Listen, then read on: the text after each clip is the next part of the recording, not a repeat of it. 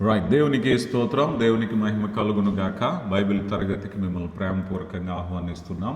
ముఖ్యంగా మనము తిమోతికి రాసిన 2వ పత్రిక 3వ అధ్యాయంలో అంచె దినములలో అపాయకరమైనటువంటి కాలములు అనే అంశాన్ని గురించి మనం నేర్చుకుంటూ సుమారు 20కి పైగా ఇక్కడ లక్షణాలు ఉన్నాయి. అంచె దినములలో అపాయకరమైన కాలంలో జనులు ఎలాగ ప్రవర్తిస్తారన్న విషయం మనం ఇప్పటి వరకు స్వార్థప్రియులు, ధనాపేక్షకులు, బీకంలాడువారు 3 విషయాలు నేర్చుకున్నాం. ఈరోజు 4వది అహంకారులు అన్నారు. మనుషులు ఈ అంచె దినాలలో అపాయకరమైనటువంటి కాలంలో మనుషులట మితిమీరిన అహంకారంతో ఉంటారు. మనం ఈరోజు సమాజంలో ఎంతటి అహంకారాన్ని చూస్తున్నామంటే ప్రతి మనిషి కూడా అహంకారంతో నిండిపోయాడు. ఎదుటి వ్యక్తిని గౌరవించే స్వభావం లేదు. ఒక భక్తుడు అన్నాడు కదా, ఈ అహంకారులట వీరికి కింద చూపే కానీ పై చూపు ఉండదట. పై చూపు అంటే పరలోకము, ఆకాశము, మహోన్నతుడు, దేవుని వైపు చూడరు వీరు ప్రతి మనిషిని, ప్రతి వస్తువును తక్కువగా చూడటమే వీళ్ళ స్వభావం. ఎదుటి మనిషిలో గొప్పతనాన్ని గుర్తించకపోవటం, ఎదుటి మనిషిలో సమానత్వాన్ని గుర్తించకపోవటం. ఎప్పుడైతే మనిషి గర్వం అనేది పట్టుకుంటాడో ఆ గర్వంలో తన యొక్క స్వాభిప్రాయంలో తనకు తానే ప్రత్యేకపరుచుకుంటాడు. తనకు తానే గొప్ప, అన్ని విషయాల్లో తానే గొప్పవాడు. మనం సామెతల గ్రంథం 16వ అధ్యాయం 18వ వచనంలో నాశనానికి ముందు గర్వం నడుస్తుందట. చూడండి, పడిపోవుటకు ముందు అహంకారం అనేటువంటి మనస్సు నడుస్తుందట. అయితే ఈ యొక్క గర్వాన్ని గురించి మనం చూస్తే మొట్టమొదటిగా దేవుడు గర్వాన్ని ద్వేషిస్తాడు. వెరీ క్లియర్ స్టేట్మెంట్ బైబిల్ గ్రంథంలో. గర్విష్ఠులంటే దేవునికి అసహ్యం. చూడండి, 16వ అధ్యాయం సామెతల గ్రంథము 16వ అధ్యాయము 5వ వచనంలో, గర్వ హృదయులందరూ యెహోవాకు హేయులు, నిశ్చయముగా వారు శిక్ష నొందుదురు. దేవుని వాక్యము చాలా క్లియర్ స్టేట్మెంట్ ఇచ్చింది. దాని గురించి మనం తర్వాత చూద్దాం. అయితే బైబిల్ వాక్యము చెప్పే విధానంలో మనం చూసినట్లయితే ఈ గర్వాన్ని గురించి దేవుని వాక్యం చెప్పేది ఏమిటయ్యా అంటే చాలా స్పష్టంగా దేవుడు అహంకారులను ఎదిరిస్తాడు. యాకోబు పత్రిక 4వ అధ్యాయము 6వ వచనం కూడా మనం చూస్తే దేవుడు అహంకారులను ఎదిరించి దీనులకు కృప అనుగ్రహించునని లేఖనములు చెప్పుచున్నవి అన్నారు. దేవుడట అహంకారులను ఎదిరించి, వెరీ క్లియర్ స్టేట్మెంట్. బైబిల్ మనకు డిక్లేర్ చేసేది ఏమిటంటే గర్విష్ఠులను, గర్వాన్ని దేవుడు వ్యతిరేకిస్తాడు. గర్వం అనేది వాస్తవానికి అది దేవునికి చెందవలసింది. గర్వం అనేటువంటిది దేవునికే చెందాలి. అధికారం అనేటువంటిది లేకపోతే గౌరవం అనేటువంటిది దేవునికి చెందాలి కదా. అంటే గర్వము అనే పదం వస్తే దేవునికి ఎందుకు ఆపాదించాలి అని అంటే ఒక విషయంలో అంతకు మించి ఇంకెవరు కూడా లేరు, అంత శక్తి ఎవరికీ లేదు, అంత ప్రత్యేకత ఎవరికీ లేదు అని చెప్పగలిగేటటువంటి ఉన్నతమైన స్థితి గర్వంగా చెప్పబడుతుంది. మనిషి ఎందులో ఎక్కువ లేకపోయినా గర్వమే. ఈరోజు మనిషి స్వభావం ఎలాంటిదంటే ఒక వస్తువు ఏదైనా ఒక 100 రూపాయలకు కొంటే ఆ 100 రూపాయల వస్తువుని వాళ్ళు ఏం చేస్తారంటే 1000 రూపాయలకు కొన్నామని చెప్తారు. వచ్చే జీతం తక్కువైనా సరే గర్వం. వాళ్ళు ఏం చేస్తారంటే అతిశయంతో, నిన్నటి దినాలు మనం డాంబికాన్ని గురించి మనం నేర్చుకున్నాం. ఆ డాంబికంలో వచ్చేటటువంటి గుణం ఇదొకటి, గర్వం. ఈ గర్విష్టి ఎదుటివారి గొప్పతనాన్ని ఎప్పుడూ చూడడు. మీరు ఎప్పుడైనా చూడండి, ఎదుటివారి గొప్పతనాన్ని చూడకపోవటమే. గర్విష్ఠులు ఎలాంటి వారయ్యా అన్నట్లయితే వారు దేవుని స్థానంలో ఊహించుకునే ప్రమాదం ఉంటుంది. గర్విష్ఠ అంటే నాకు ఎవరి సహాయం అవసరం లేదు, నాకంటే ఎవరో గొప్పవారు కాదు, నాకంటే ఏదీ లేదు, నా స్వయంకృతం, నా బలము, ఇలాంటి విషయాలు తనకు కలిగిన దాని మీద అతిశయపడటం కూడా గర్వమే. ఈరోజు నిన్న పాఠంలో మనం నేర్చుకున్నాం, మనిషి కృప మీద ఆధారపడి జీవిస్తున్నాడు, మనిషి దేవుని మీద ఆధారపడి జీవిస్తున్నాడు. ఈ విషయాన్ని మర్చిపోయేలాగా చేసేదే గర్వం. ఈరోజు మనిషి గర్విష్టి. ఎదుటి వ్యక్తి నిజంగా గొప్పవాడని తెలిసినా కూడా చాలా మందిలో మీరు చూడండి, వారి గొప్పతనాన్ని అంగీకరించరు, ఊరికే తీసి పడేసినట్టు మాట్లాడతారు. ఒక వ్యక్తి ఏదైనా సాధిస్తే అతను ఎంత కష్టపడ్డాడో, ఎంత ప్రయాసపడ్డాడో ఆ స్థితికి రావడానికి ఇది ఎప్పుడు గమనించడు గర్విష్టి. అందులో పెద్ద ఏముంది, అందులో వింత ఏముంది, అందులో గొప్ప ఏముంది, ఇలా అనుకునేటువంటి గర్విష్టి స్వభావం కలిగిన వారు. అందుకని దేవుని చిత్తంలో గర్వం అనేటువంటిది ఖచ్చితంగా దేవుడు ద్వేషించేది. అలాగే గర్వం కూడా ఎలాంటిదయ్యా అంటే గర్విష్టి దేవుని ద్వేషిస్తాడు. చూడండి, మనం కీర్తనల్లో ఒక చక్కని మాట మనం చూస్తాం. 10వ కీర్తన 4వ చరణంలో అంటారు కదా, దుష్టులు పొగరెక్కి యెహోవా విచారణ చేయడనుకుందురు అన్నారు. ఈ దుష్టులు గర్విష్ఠులు ఏం చేస్తారటండి, పొగరెక్కి దేవుని గౌరవించరు వీళ్ళు. ఈరోజు గర్విష్ఠి ఎవరి దగ్గరికైనా సువార్త చెప్పటానికి మనం వెళ్ళామనుకోండి, తిరస్కరించే స్వభావం, ఆ విషయాన్ని ఆలోచించట స్వభావం. గర్విష్ఠి ఆలోచించవలసిన పని లేదు, తన యొక్క వితండవాదంలో ఉంటాడు. గర్విష్ఠి దేవుని ఆలోచనలు ఆలోచించడు. గర్విష్ఠి దేవునికి లోబడడు. ఎందుకంటే తన స్వయం శక్తి, తన స్వయం ఉండేటువంటి విధానాన్ని బట్టి ఉంటారు. అందుకే వారికి ప్రతిదీ కూడా పైచూపు ఉండదట. ఉన్నతుడైనటువంటి దేవుని వైపు చూడలేరు. వారికంటే ప్రతి వారిని కిందగా చూసుకుని, తక్కువగా చూసుకుని, అతిశయించి మాట్లాడడమే తప్పించి దేవుని యొక్క గొప్పతనాన్ని చూసేటువంటి కనులు ఉండవు. అందుకని దేవుని చిత్తంలో గర్వము అహంకారమైనది అన్నారు. ఇక మరొకటి చూసినట్లయితే గర్వం అనేటువంటిది దేవుని జ్ఞానాన్ని పోగొడుతుంది. గర్వము మీరు ఎప్పుడైనా గమనించండి, మూర్ఖత్వము గర్వము అనేటువంటివి ఎప్పుడున్నాయో తెలుసుకోవాలనే ఆశ ఉండదు. మనందరికీ తెలుసు, బుద్ధి జ్ఞాన సర్వసంపదలు గుప్తమైన దేవుడు, దేవుని యొద్ద నుంచి జ్ఞానం వస్తుందని మనకు తెలుసు. మరి దేవుని జ్ఞానం అడుగుతారంటే దేవుణ్ణే లెక్క చేయకపోతే దేవుడిచ్చే జ్ఞానం ఎక్కడ ఉంటుంది? అందుకని మనిషి దేవుని జ్ఞానాన్ని పోగొట్టుకుంటున్నాడు.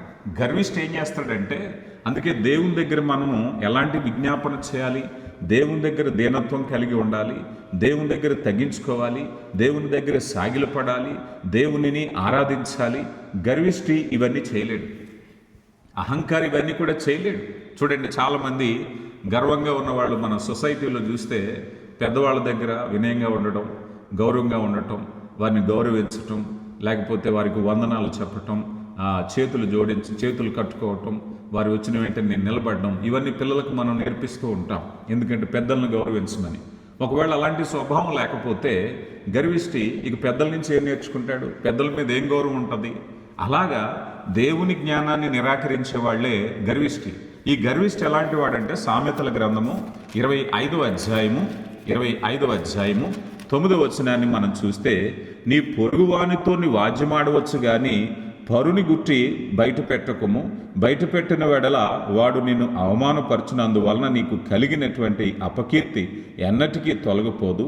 సమయోచితంగా పలకబడిన విచిత్రమైనటువంటి వెండి పళ్ళెంలో నుంచబడిన బంగారు పళ్ళ వంటిది. సమయోచితమైన మాట, సమయోచితమైనటువంటి జ్ఞానం, సమయోచితమైనటువంటి వివేచన పొందుకోవాలి అంటే లోబడే మనసు. దేవుడు కొన్నిసార్లు తన జ్ఞానాన్ని దైవజనుల ద్వారా, కొన్నిసార్లు వ్యక్తుల ద్వారా, కొన్నిసార్లు పెద్దల ద్వారా, కొన్నిసార్లు పరిస్థితుల ద్వారా, కొన్నిసార్లు వాక్యం ద్వారా నువ్వు విన్నప్పుడు పొందుకుంటావు. నువ్వు అహంకారంగా ఉంటే విననోళ్ళని వాడికి ఏం చెప్తారు? లోకంలో ఒక సామెత ఉంటుంది కదా, నేను పట్టుకున్న కుందేళ్ళకి 3 కాళ్ళు అంటాడంట. వారికి ఎవరు చెప్తారు చెప్పండి? వారు సముదాయించే ప్రయత్నం చెప్పినా వినే స్వభావం లేదు. గర్విష్ఠికి చెవులు మూసుకుపోతాయి. గర్విష్ఠి హృదయము రాతి నేల వంటిది. అందుకే విత్తువాని ఉపమానంలో చూస్తాం, విత్తనాలు జల్లినప్పుడు కొన్ని ఎక్కడ పడ్డాయి? రాతి నేల మీద పడ్డాయి. గర్విష్ఠి హృదయం ఎలాంటిదయ్యా అంటే రాతి నేల వంటి హృదయం. చూడండి, సామెతల గ్రంథం 26వ అధ్యాయం 12వ వచనంలో కూడా, తన దృష్టికి జ్ఞానుని అనుకుని వానిని చూచితువా, వానిని గుణపరచుట కంటే మూర్ఖుని గుణపరచుట మేలు. ఆ గర్విష్ఠి ఏమనుకుంటాడంటే, నాకెవ్వరూ చెప్పవలసిన లేదనుకుంటాడు కదా. ఆ గర్వంతో నాకెవ్వరూ చెప్పవలసిన పని లేదు అనుకున్నప్పుడే తను వినే స్వభావాన్ని కోల్పోతాడు, దేవుని జ్ఞానాన్ని కోల్పోతాడు. కనుక ఈ విషయంగా మనం ఆలోచన చేసినప్పుడు ఇందాక మనం చూసాం, జ్ఞానం అనేటువంటిది దేవుని జ్ఞానాన్ని నిరాకరిస్తుంది, దేవుని ఆశీర్వాదాలు పొందుకోవటానికి అవరోధంగా ఉంటుంది, దేవుని యొక్క వాక్యానికి విరోధంగా ఉంటుంది. ఇలా ఎప్పుడైతే ఉందో ఈ గర్విష్ఠి ఏమవుతాడంటే మెల్లగా పతనానికి దారితీస్తుంది. ఎందుకంటే మనిషి బ్రతకాలంటే దేవుని కృపను పొందుకోవాలి, మనిషి హెచ్చింపబడాలి అంటే దేవుని కృపను పొందుకోవాలి, దేవుని జ్ఞానాన్ని పొందుకోవాలి. దేవుని కృప లేకుండా, దేవుని జ్ఞానం లేకుండా మనిషి ఏమవుతాడయ్యా అంటే మెల్లగా పతనానికి దారితీస్తుంది కదా. అందుకే ఇందాక మనం చదువుకున్నాం సామెతల గ్రంథం 16:18లో, నాశనానికి ముందు ఏమవుతుందటండి? గర్వం నడుస్తుందట. ఎప్పుడైతే మనిషి గర్వంగా ఉన్నాడో పతనానికి దారితీస్తుంది. ప్రియులారా గమనించండి, గర్వ హృదయం ఉందేమో. అందుకే తిమోతి పత్రికలో అంచె దినములలో అపాయకరమైన కాలం. ఈరోజు సువార్త దేవుని జ్ఞానం, నశించిపోతున్న వారికి వెర్రితనం, రక్షింపబడుతున్న వారికి దేవుని శక్తి. ఈ శక్తి చాలా మందికి హేళనగా ఉంది. బైబిల్ పండితుల్లో మాట్లాడుతూ ఉంటారు చాలామంది, బైబిల్ వ్యతిరేకించేవాళ్ళు. బైబిల్ ఆదికాండం నుంచి ప్రకటన కొరకు దేవుని ప్రత్యక్షత అనేక రీతులుగా మర్మయుక్తంగా రాయబడినటువంటిది. చదివి కొద్ది, దేవుని ప్రార్థించే కొద్ది అనేక విషయాలు తెలియపరుస్తూ ఉంటాయి. ఎవరో ఒక ఆయన వస్తాడు, ఇదిగో ఇది తప్పు అంటాడు, ఇదిగో ఇది తప్పు అంటాడు. ఏం తెలుసు? గర్వహృదయంతో నువ్వు చెప్తే నువ్వు ఎప్పుడూ అర్థం చేసుకోలేవు. దేవుని వాక్యాన్ని అర్థం చేసుకోవాలి అంటే ఆయన బలిష్టమైన చేతి కింద దేన మనసు కలిగి ప్రార్థిస్తేనే నువ్వు నేర్చుకోగలుగుతావు. అందుకని గర్వ హృదయాలు దేవుని వాక్యాన్ని నేర్చుకోలేరు. అది పతనానికి దారితీస్తుంది. వాక్యం చూడండి, యెషయా గ్రంథంలోకి వద్దాం. 2వ అధ్యాయము 12వ వచనాన్ని చూస్తే, యెషయా గ్రంథం 2వ అధ్యాయం 12వ వచనంలో, అహంకారతిశయము గల ప్రతిదానికి, ఔన్నత్యము గల ప్రతిదానికి విమర్శించు దినం ఒకటి సైన్యములకు అధిపతియగు యెహోవా నియమించి ఉన్నాడు. ప్రియులరా, ఈరోజు అహంకారంతో ఉన్నారా? అతిశయంతో ఉన్నారా? దేవుని జ్ఞానాన్ని నిర్లక్ష్యం చేస్తున్నారా? అంటున్నారు, అహంకారతిశయము గల ప్రతిదానికి. నువ్వు అహంకారంతో ఉన్నావేమో, ప్రతిదానికి తీర్పు తీర్చేటటువంటి ఒక సమయం. అవి అణగద్రొక్కబడును. ఔన్నత్యము కలిగి అతిశయించు లెబనోను దావదోర వృక్షములన్నీయు, బాషాను సింధూర వృక్షములన్నిటికీ, ఉన్నత పర్వతములన్నిటికీ, ఎత్తైన మెట్లన్నిటికీ, ఉన్నతమైన ప్రతి గోపురముకు, బురుజులు గల ప్రతి కోటకును, తర్షీషు వాడలకన్నిటికీ, రమ్యమైన విచిత్ర వస్తువులన్నిటికీ ఆ దినము నియమింపబడును. అప్పుడు నరుల అహంకారము అణగద్రొక్కబడును, మనుషుల గర్వము తగ్గించబడును. పతనానికి దారితీస్తుంది. ప్రియులారా గమనించండి, ఎంత భయంకరమైనటువంటి పరిస్థితులు మనం చూస్తున్నాం. ఈ మధ్య మీరు టర్కీలో ఒక భయంకరమైన భూకంపం వచ్చింది. ఒక పెద్ద ఆయన పాపం, ఆయన అప్పటి వరకు కూడా సుమారుగా 5 అపార్ట్మెంట్లు కలిగి ఉన్నాడట. మీలో చాలామంది సోషల్ మీడియాలో చూసుండొచ్చు. 5 అపార్ట్మెంట్లు కలిగి 5 అపార్ట్మెంట్ల మీద నుంచి ఎన్నో లక్షలాది రూపాయలు డబ్బు వస్తుంది, నెల నెల ఆదాయం వస్తుంది. అన్నిటినీ రెంట్లకి ఇచ్చాడు. జీవితం చాలా సాఫీగా సాగిపోతుంది. ఒకరోజు అనుకోని విధంగా విపరీతమైన భూకంపం వచ్చింది. భూకంపం వచ్చి ఆ 5 అపార్ట్మెంట్లు, అంటే ఆ దేశంలో చాలా తీవ్ర నష్టం జరిగింది, మనందరికీ తెలుసు. ఆ నష్టంలో వీరి 5 అపార్ట్మెంట్లు కూడా కూలిపోయి, తినడానికి తిండి లేదు. అప్పుడు ఎవరో చారిటీ వారు, స్వచ్ఛంద సంస్థ వారు వచ్చి బ్రెడ్లు పంచుతుంటే ఆ లైన్లో నుంచున్నాడు ఈ వ్యక్తి. ఈ 5 అపార్ట్మెంట్లు కలిగినటువంటి వ్యక్తి చూసారా, ఒక్క క్షణములో, కొద్ది సమయములో జీవితం ఎంతగా మారిపోతుందో. అందుకే దేవుడు అంటున్నాడు కదా, ఇదిగో మనుషులు గర్వము తగ్గించబడును, ఆ దినమున యెహోవా మాత్రమే ఘనత వహించును. ప్రియులారా, ఘనత ఆయనకి చెల్లింది. ఆ దినమున యెహోవాకు మాత్రమే ఘనత చెల్లును. ఈరోజు గర్వంతో ఎవరైనా ఘనతను ఆపాదించుకుంటే ఒక దినం వస్తుందట, ఆ తీర్పు దినాన ప్రతివారు రొమ్ము కొట్టుకుంటారట. ప్రతి నేత్రం ఆయన చూడాలి. అప్పుడు అంటారు కదా, అయ్యా ఘనత ఆయన మాత్రకే చెల్లుతుందట, ప్రతి వాని గర్వము తగ్గించబడును. ప్రియులారా గమనించండి. కనుక దేవుని యొక్క చిత్తంలో మనం చూసినప్పుడు ఇదేం చేస్తుందయ్యా అన్నట్లయితే, గర్వము పతనానికి దారితీస్తుంది. కొరింథీయులకు రాయబడిన మొదటి పత్రిక 10వ అధ్యాయము 12వ వచనాన్ని కూడా మనం చూసినప్పుడు 10వ అధ్యాయం 12వ వచనంలో అంటారు కదా, తాను నిలుచున్నానని తలంచుకున్నవాడు పడిపోకుండా జాగ్రత్త పడవలెను. నువ్వు నిలుచున్నావని అనుకున్నావా, పడిపోతావట. అపోస్తుడైన పౌలు చెప్తున్నాడు, నువ్వు నిలుచున్నాను అని అనుకుంటే పడిపోయే ప్రమాదం ఉంది కనుక తస్మాత్ జాగ్రత్త, పడిపోకుండా జాగ్రత్త. ఇక మరొక విషయం ఏమిటంటే, ఈ గర్వాన్ని గురించి కొద్దిగా లోతుగా మనం ఆలోచన చేద్దాం. గర్వాన్ని గురించి మనం ఆలోచన చేస్తే, గర్వము పర్యాయ పదంగా అతిశయము అంటారు. క్రైస్తవుడికి అతిశయం ఉండొచ్చా? ఖచ్చితంగా అతిశయం ఉండాలి. కానీ అతిశయించేటటువంటి ఆబ్జెక్ట్ దేని మీద అన్నది చాలా ముఖ్యమైన విషయం కదా. చాలామంది అతిశయిస్తున్నారు, గర్వపడుతున్నారు. వారి అందం మీద గర్వపడుతున్నారు, వారి చదువు మీద గర్వపడుతున్నారు, వారి దేహం మీద గర్వపడుతున్నారు, వారికి ఉండే భౌతికమైన అనేకమైన వాటి మీద. కానీ వాస్తవానికి ఈ గర్వము, అతిశయం అనేది ఆబ్జెక్ట్ దేని మీద అని ఆలోచన చేస్తే, ఈ గర్వాన్ని గురించి మనం ఆలోచన చేద్దాం. ఇర్మియా గ్రంథంలోకి వద్దాం. ఇర్మియా గ్రంథంలో చక్కని మాట ఉంది. అదేమిటయ్యా అంటే 9వ అధ్యాయము ఇర్మియా గ్రంథము 9వ అధ్యాయము 23వ వచనాన్ని మనం చూసినట్లయితే 9వ అధ్యాయము 23వ వచనంలో అంటున్నారు, యెహోవా ఇలాగు సెలవిచ్చుచున్నాడు, జ్ఞాని తన జ్ఞానమును బట్టి, శూరుడు తన శౌర్యమును బట్టి అతిశయింపకూడదు, ఐశ్వర్యవంతుడు తన ఐశ్వర్యమును బట్టి అతిశయింపకూడదు.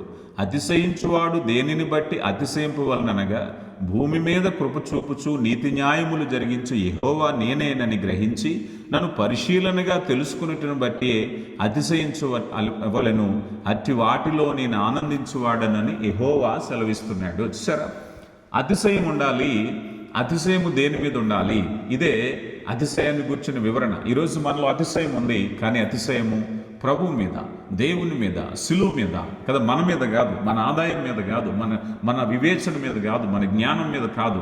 మనం ఈ భూమి మీద మన ఆయుష్ అల్పమైనది, మనకు ఉండేటువంటి సామర్థ్యం చాలా అల్పమైనది, అతిశయించడానికి ఏమీ లేదు. అందుకే అతిశయించేవాడట దేవునితో పోల్చుకోవాలట. మనం సాధించిన దాని మీద ఆనందించడంలో తప్పేమీ లేదు.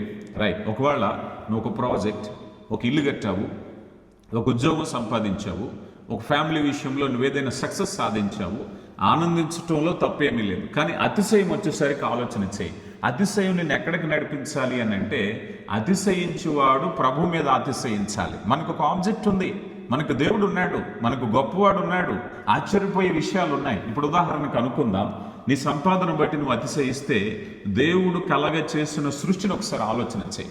నీ దగ్గర మేబీ వేలు, లక్షలు, కోట్ల రూపాయలు ఆస్తి ఉండొచ్చు, సంతోషించు. కానీ అతిశయం అంటే దేవుడు భూమి మీద కలిగినటువంటి సంపదను ఎంత సంపద పెట్టారు. మేబీ నువ్వు అనుకుందాం, నీ దగ్గర కొద్దిపాటి బంగారం ఉందనుకుందాం, విలువైన ఆభరణాలు ఉన్నాయి, అతిశయిస్తున్నావా? అప్పుడు భూమి మీద దేవుడు కలగ చేసిన బంగారం అంతా కూడా మనకి విచిత్రంగా చెప్తారు. బంగారం అంతా ఎక్కువ నిల్వ ఉంచినటువంటి ప్రదేశం ఏదైనా ఉందంటే బ్రిటిష్ మ్యూజియం. బ్రిటిష్ మ్యూజియంలో చాలా విస్తారమైనటువంటి బంగారం ఉంది. ఎందుకు బంగారం ఉంది? బ్రిటిష్ వారు పూర్వం ప్రపంచంలో అన్ని దేశాలని పరిపాలించారు. ఆయా దేశాల్లో విలువైనటువంటి బంగారాన్ని అక్కడికి తీసుకెళ్లారు కనుక బ్రిటిష్ మ్యూజియంలో ఉంది ఇప్పుడు.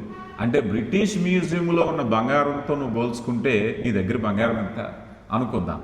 లేదు, ఈరోజు గల్ఫ్ దేశాల్లో, ప్రపంచ దేశాల్లో వస్తువులు ఉపయోగించి వారి దేశ ఖజానాల్లో, వారి బ్యాంకుల్లో, వారి దగ్గర ఉండేటువంటి నిల్వల్లో ఉన్న బంగారంతో పోల్చుకుంటే నీ దగ్గర బంగారం ఎంత? అసలు బంగారం ఇంకా వెలికి తీయని భూమిలో నుంచి ఇంకా బంగారపు గనులు తీస్తూ ఉన్నారు. అలాంటి బంగారపు గనులు వెలికి తీయనటువంటి బంగారం భూమిలో ఎంత ఉంది? లాకర్లో ఎంత ఉంది? దేశాల దగ్గర ఎంత ఉంది? ప్రపంచవ్యాప్తంగా ఎంత ఉంది? ఇంకా చెప్తే ఈ మధ్యకాలంలో సైంటిస్టులు ఒక గ్రహాన్ని కనుగొన్నారు. ఆ గ్రహం మీద వజ్రాలు వర్షం కురుస్తాయట. ఈ అనంత విశ్వంలో అలాంటి గ్రహాలలో ఉండేటువంటి వజ్ర వైడూర్యాలు, బంగారాలు పోల్చుకుంటే దేవుని సృష్టిలో నీ బంగారం ఎంత? అప్పుడు నువ్వు అతిశయిస్తావా, ఆనందిస్తావా? అతిశయించటానికి అవకాశం లేదు. అతిశయించటానికి అవకాశం లేదు. అసలు ఎక్కడా లేనంత బంగారం విశ్వంలో నాలో ఉంది అని అనుకుంటే నువ్వు అతిశయించు. అసలు విశ్వంలో ఎక్కడా లేని జ్ఞానం నా దగ్గర ఉందంటే నువ్వు ఆనందించు కదా. కనుక అది ఎక్కడ కూడా నీకు అవకాశం లేదు, ఏ విషయంలో కూడా. దేవుడు గొప్పవాడు. కనుక ప్రియులారా, అతిశయించటం వేరు, ఆనందించటం వేరు. ఒకవేళ నువ్వు అతిశయించవలసి వస్తే దేవుని సృష్టిని చూడు, దేవుని చూడు, నువ్వు అతిశయించటానికి వీలే లేదు. అపోస్తుడైనటువంటి పౌలు కొరింథీయులకు రాయబడినటువంటి 2వ పత్రిక 10వ అధ్యాయము 17వ వచనంలో అంటున్నారు కదా, అతిశయించువాడు ప్రభునందే అతిశయింపవలెను అన్నారు. చూడండి, ఏం చేయాలటండి? అతిశయించువాడు ప్రభువునందే అతిశయించాలి. కనుక నీ అతిశయం ఎక్కడయ్యా అంటే దేవునిలోనే. ఇక్కడ మరొక విషయం ఏమిటయ్యా అంటే నిజాయితీ గల అంచనా ఉండాలట.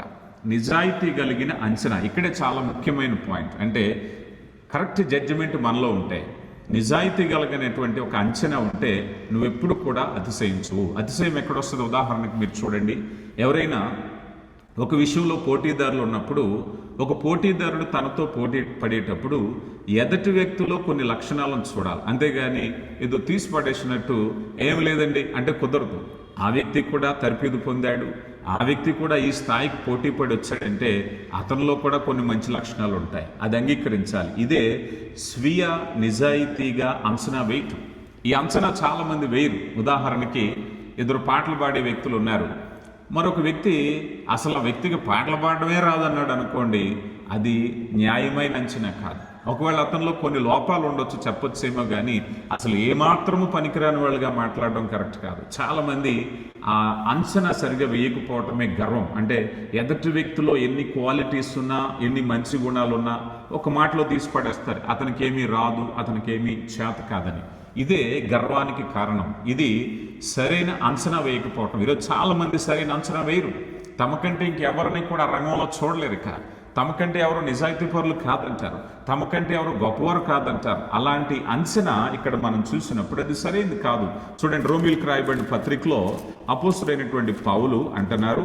రోమిల్కి రాయబడిన పత్రిక 12వ అధ్యాయము 3వ వచనాన్ని మనం చూస్తే, 3వ వచనం, తన్ను తాను ఎంచుకుని దానికంటే ఎక్కువగా ఎంచుకొనక సరిగా అంచనా వేయి. Right judgment. దేవుడు ఒకరికొకరు విభజించిన విశ్వాస పరిమాణ ప్రకారము తాను స్వస్థ బుద్ధి కలిగిన వాడగుటకు తగు రీతిగా తన్ను తాను ఎంచుకోవలెను. కనుక సరిగా అంచనా వేయి. నీ సంఘంలో అందరికంటే గొప్పవాడిని అనుకోకు. అందరికంటే నేనే వాక్యం చెప్పగలను, అందరికంటే నేనే పాటలు పాడగలను. సరైన అంచనా వేయి.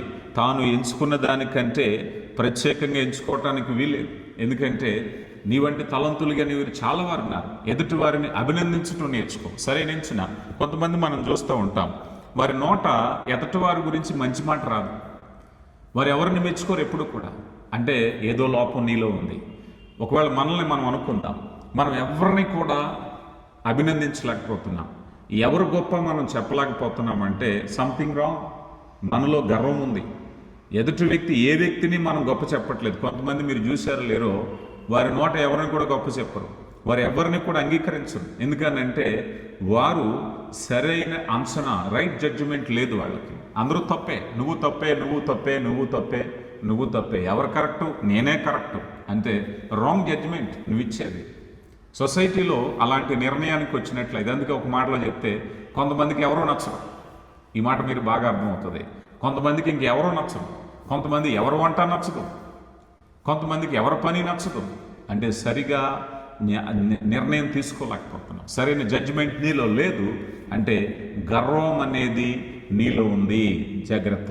గర్వం అనేది నీలో ఉంది కనుక సరైనటువంటి జడ్జిమెంట్ తీసుకోలేకపోతున్నాం. చూడండి, గలతీ పత్రికలో అపోస్తుడైన పౌలు మరొక మంచి మాట అన్నారు. చూడండి, గలతీలకు రాయబడిన పత్రిక 6వ అధ్యాయము 3వ వచనాన్ని మనం చూస్తే, ఎవడైనను ఒట్టివాడై ఉండి తను ఎన్నికైన వాడని ఎంచుకుని ఎడల తను తానే మోసపరుచుకును. అంటే గర్వం. నువ్వు చదవకుండా నేనే గొప్ప అనుకుంటే ఒట్టివాడై ఉండి నీలో విషయం లేదు, నీలో టాలెంట్ లేదు, నీలో జ్ఞానం లేదు, కానీ నువ్వు అతిశయిస్తున్నావు అంతే. ఇలాంటి వారు సమాజంలో ఉంటారు. అలా చేయటం వల్ల ఏం జరుగుతుందో తెలుసా? ఇందాక మనం అనుకున్నాం, గర్విష్టి దేవుని జ్ఞానాన్ని పొందుకోడు. ఒట్టివాడు గర్విస్తే ఆడ అభివృద్ధి చెందడు. ఎందుకంటే గర్వించకుండా ఉంటే అయ్యో నేను ఎదగాలి, అయ్యో నేను నేర్చుకోవాలి, అయ్యో నేను వెనుకబడి ఉన్నాను, అయ్యో నేను అభివృద్ధి చెందాలి అనే లక్షణాలు రావాలి. గర్విష్టికి అవి రావు. ఇప్పటికే నేను చాలా సాధించాను, ఇప్పటికే నేను చాలా సంపాదించేశాను, ఇప్పటికే నేను చాలా మంచివాడిని అయిపోయాను, నా అంత మంచివాడు లేడు, అందరూ చెడ్డవాళ్లే అనుకుంటే తన్ను తాను మోసపరుచుకుంటున్నాడు. విధేయత అభివృద్ధి చెందటానికి అవకాశం, గర్వము పడిపోవటానికి గల కారణం. కనుక నీలో ఉండేటువంటి ఏదైనా సరే ఈ విషయాలు ఆలోచన చేస్తే, మరొకసారి చెప్తున్నాను, నీలో అతిశయము గర్వం వస్తే నీ పోలిక దేవునితో పోల్చుకో. అయ్యా నీ గొప్పతనం ఎంతయ్యా, నీ శక్తి ఎంతయ్యా, ఇదిగో నీ అనంతమైన జ్ఞానము, ఆ సంపదలు ఎంత ఆలోచన చేస్తే నేను ఏ పాటివాడినైనా, నా భూమి మీద నా ఆయుష్ ఎంత, నా శక్తి ఎంత, నా సంపాదన ఎంత అని ఆలోచించుకుంటే నీలో గర్వం తగ్గిపోద్ది కదా. అందుకే మనం ఒకసారి యెషయా గ్రంథాన్ని చూస్తే, యెషయా గ్రంథం 1వ అధ్యాయం నుంచి కూడా యెషయా ఇశ్రాయేలీల యొక్క పాపాలు ఎత్తి చూపిస్తూ ఉంటాడు. యెషయా ఇశ్రాయేలీల యొక్క పాపాలు నడినెత్తు మొదలుకుని అరికాలు వరకు ఆ పుండ్లు పిండబడలేదు, కట్టబడలేదు, మెత్తన చేయబడలేదు, ఆ పాపాన్ని గురించి ఎత్తి చూపిస్తూ ఉంటాడు. కానీ మెల్లగా యెషయా గ్రంథం 6వ అధ్యాయంలోకి వచ్చేసరికి ఒక్కసారిగా దేవుణ్ణి చూస్తాడు. ఆ సింహాసనాసీనుడైన దేవుణ్ణి చూశాక అంటాడు, అయ్యా అపవిత్రమైన పెదవులు కలిగిన వాడను. ఇప్పటి వరకు యెషయా ప్రజల పాపాల గురించి మాట్లాడారు, కానీ ఒక్కసారి దేవుని వైపు చూసేసరికి తన పాపం అంటే అత్యున్నత సింహాసనాసీనుడైనటువంటి దేవుణ్ణి చూస్తే నీలో గర్వం ఉండదు, నీలో అతిశయం ఉండదు, నీలో అహంకారం ఉండదు. అందుకని మనం చూసినప్పుడు ఈ విషయంలో ఈ అతిశయాన్ని గురించి అవగాహన కావాలి. ఇక తర్వాత చూస్తే అతిశయాన్ని గురించి మనం ఆలోచన చేసినప్పుడు అతిశయం అనేది మానవ చరిత్రలో మొట్టమొదటి పాపం.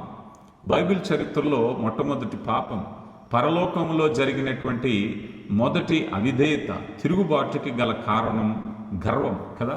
మనం యెషయా గ్రంథం 14:12లో మనం చూసినప్పుడు ఓ వేకువ నక్షత్రమా నువ్వు ఎలా పడిపోయావు కదా. అతిశయించాడు. దేవుని కంటే అధికంగా హెచ్చింపబడాలని గర్వం అనే కారణం చేత జరిగినటువంటి మొట్టమొదటి అవిధేయత. కనుక ఈ గర్వం అనేటువంటిది దేనికి దారి తీస్తుంది అని కనుక మనం ఆలోచన చేసినట్లయితే ఈ గర్వము నాశనానికి దారితీస్తుంది. కనుక ప్రియులారా, గర్వాన్ని అధిగమిద్దాం, మరి దేవుని కృపను పొందుకుందాం. దేవుడు మిమ్మల్ని బహుగా దీవించి ఆశీర్వదించునుగాక.